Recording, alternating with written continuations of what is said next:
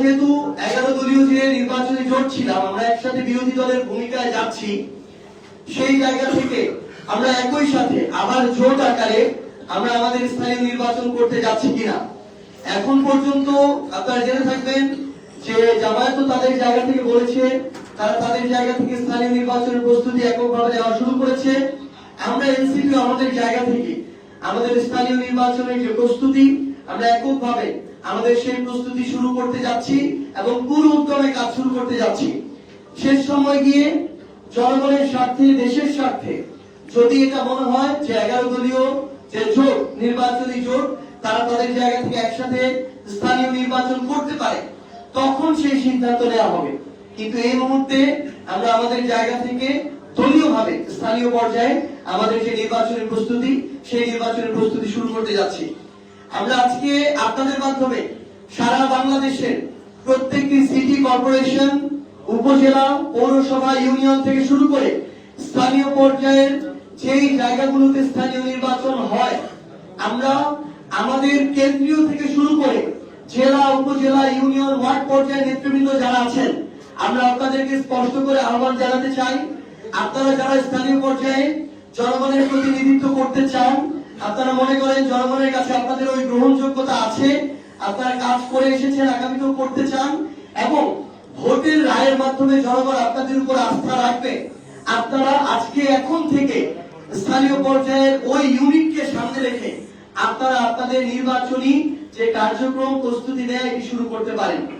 শুধুমাত্র আমাদের দলীয় যারা নেতৃবৃন্দ আছেন তারা নয়, বরং আমরা মনে করব যে আগামী বাংলাদেশে বিভিন্ন শ্রেণী পেশার মানুষ, হতে পারে একজন শ্রমজীবী, হতে পারে একজন বিভিন্ন পেশাজীবী, হতে পারে ডাক্তার, ইঞ্জিনিয়ার, কিংবা আমার একজন কৃষক ভাই, হতে পারে একজন অটোরিকশা চালক।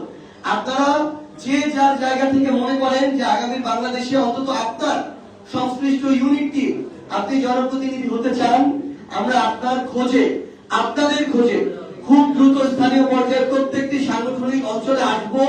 আমরা আহ্বান করব আপনারা আপনাদের জায়গা থেকে আমাদের সাথে যোগাযোগ করবেন। আমরা যখন আসবো আপনাদের যে চাওয়া পাওয়া গুলো, ইচ্ছাগুলো এবং আপনাদের আকাঙ্ক্ষাগুলো, সেগুলো আপনারা আমাদের সামনে তুলে ধরবেন। সেই হিসেবে সার্বিক বিবেচনায় জনগণের কাছে যার গ্রহণযোগ্যতা বেশি থাকবে, আমরা আমাদের জায়গা থেকে তাকেই আমাদের স্থানীয় পর্যায়ে প্রার্থী হিসেবে বিবেচিত করব। এবং বাংলাদেশের বর্তমান বিরাজমান অনেক রাজনৈতিক দল আছে, যে রাজনৈতিক দলে তাদের যোগ্য নেতা কর্মীদের স্থানীয় পর্যায়ে মূল্যায়ন করা হয় না, সেখানে নতুন করে লবিং শুরু হয়, নতুন করে টাকার খেলা শুরু হয়।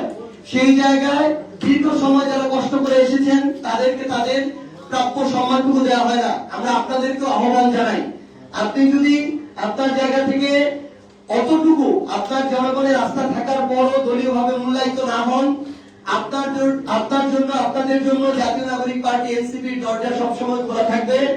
আপনারা আমরা একসাথে মিলে আমাদের আগামী যে স্থানীয় নির্বাচন, সেই নির্বাচনে আমরা জনগণের যে ভোট, সেই ভোটের অধিকার আমরা নিশ্চিত করব।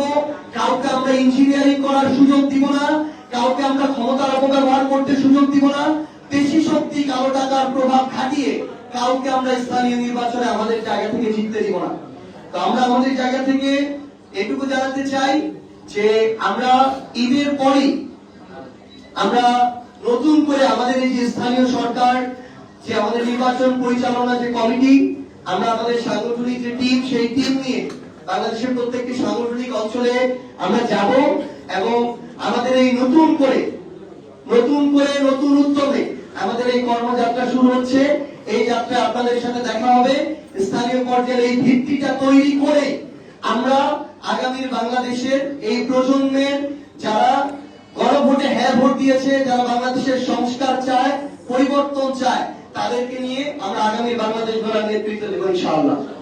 এই পর্যায়ে আমাদের স্থানীয় পর্যায়ে নির্বাচন এবং আমরা বিএনপি কর্তৃক দেখলাম যে সিটি কর্পোরেশন গুলোতে কিভাবে দলীয় তোষামতকারী প্রশাসক নিয়োগ দেওয়া হয়েছে।